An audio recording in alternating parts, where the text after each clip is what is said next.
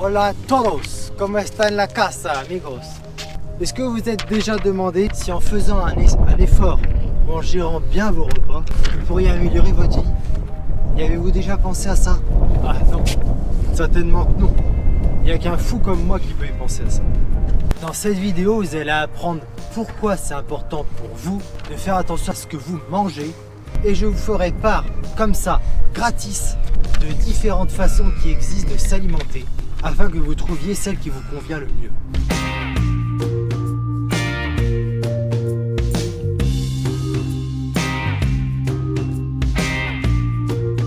Mais pourquoi est-ce important de bien manger? Si on mange bien, on vit plus longtemps et en meilleure santé. C'est déjà pas mal, non? Pourtant, c'est pas suffisant. Car aux États-Unis, il y a beaucoup d'obèses. Et pourtant, ils savent que si on fait attention à ce qu'on mange, on vit plus longtemps. Mais non, ils préfèrent manger beaucoup de fast-food. Beaucoup. Et ils sont en mauvaise santé. Alors je pense qu'il faut trouver quelque chose de plus motivant au corps, quelque chose qui fait tilt vraiment dans notre esprit. Plutôt que si vous mangez bien, vous serez en bonne santé. Parce qu'apparemment, ça suffit pas. Peut-être que vous vous sentez souvent faible, en manque d'énergie ou pas d'humeur à rigoler. Souvent grincheux ou grincheuse. Et bien l'alimentation va vous faciliter la vie. Sachez que trop de sucre entraîne une baisse d'énergie. La digestion est longue, très longue, et ça nous pompe de l'énergie. Mais on adore le sucre, c'est sûr, donc pourquoi s'en priver, hein? Parce que le sucre active notre molécule du plaisir, la dopamine. Plus on prend de sucre et plus on se sent bien. La dopamine, c'est cette molécule du bien-être.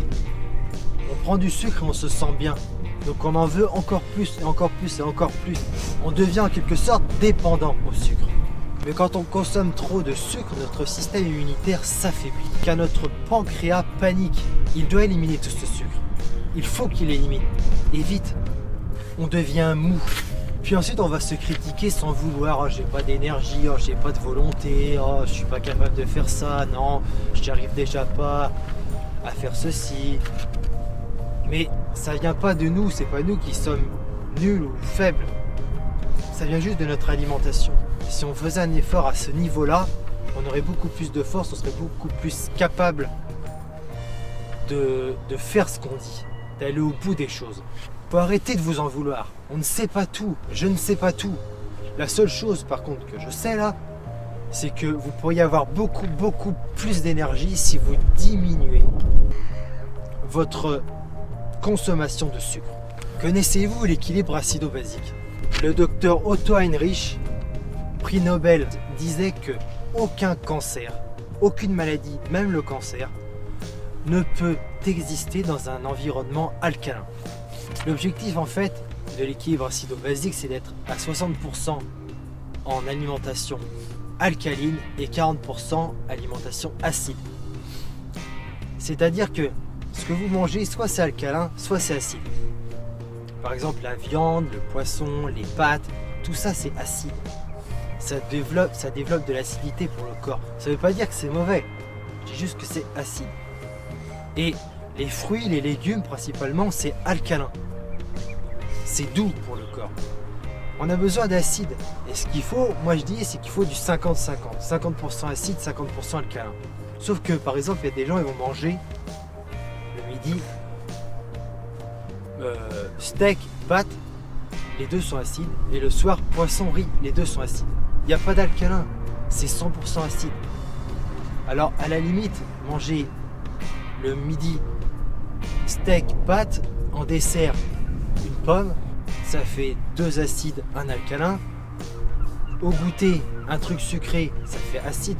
Tous les sucres c'est sucré, genre les pépitos, manger de la brioche, tout ça, pain au chocolat c'est sucré, c'est acide.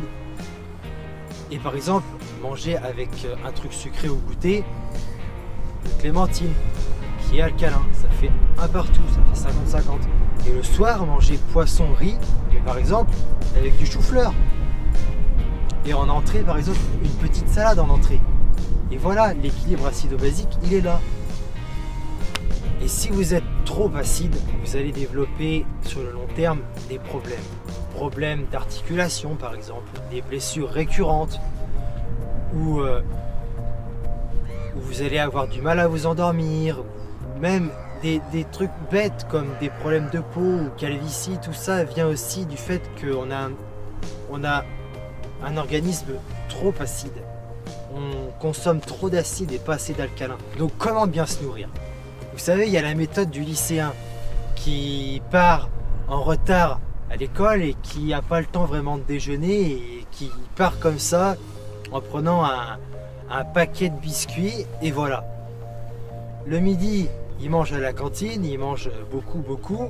Au goûter, il rentre le soir, il mange très sucré et le soir, il mange aussi mal. Il fait pas attention. Et voilà, c'est ce qui explique qu'à cet âge-là, on peut souvent avoir, en plus des perturbations hormonales et tout, du fait qu'on est en pleine adolescence, qu'on grandit, problème qu'on peut avoir des problèmes au niveau des articulations parce qu'on grandit aussi, mais l'alimentation ne nous aide pas, problème de peau, problème de cheveux. Et tout ça vient de notre équilibre acido-basique, on n'est pas en équilibre. On consomme beaucoup trop d'acide. Après, il y a la façon de s'alimenter à la Franck Nicolas, expert en leadership. Un coach génial qui donne des conseils. Lui, il dit de faire à peu près 5, 6, même 7 petits repas par jour. Mais des petits, parce que si on fait des gros repas, on va avoir du mal à digérer et du coup on va baisser en énergie. Comme il est expert en leadership, il explique comment avoir beaucoup d'énergie. Donc il conseille de faire des petits repas. Prendre un peu de fruits, un peu de légumes, un peu d'oléagineux, des noix, des amandes et faire très attention à son équilibre acido-basique. Tu te réveilles par exemple à 6h, tu manges. À 10h, tu remanges. À midi et demi, 1h, tu remanges. À 16h, tu manges. À 18h, tu manges un peu. Et à 21h, par exemple, tu remanges. Tu fais des petits repas. Ce qui fait que ça va te donner toujours de l'énergie. Toujours, tu vois, toujours un peu. Et tu vas digérer vite. Ce qui fait que tu seras toujours comme une pile électrique. Tu seras toujours énergique. Et puis, troisième façon de manger, de s'alimenter, je dirais, c'est la mienne. Quand je me réveille le matin, je mange vers 6h30, 7h. Je vais manger par exemple 1 ou 2 fruits, un yaourt et un petit truc sucré. Ce qui fait que j'ai des apports en glucides, des apports en vitamines avec les fruits et du calcium par exemple avec un petit yaourt. À 10h, je vais me prendre par exemple une petite pomme avec une clémentine, ce qui fait que là j'ai l'équilibre acido-basique, là c'est alcalin.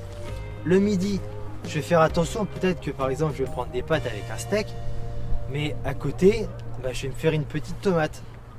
Et en entrée, je me serais fait une petite salade.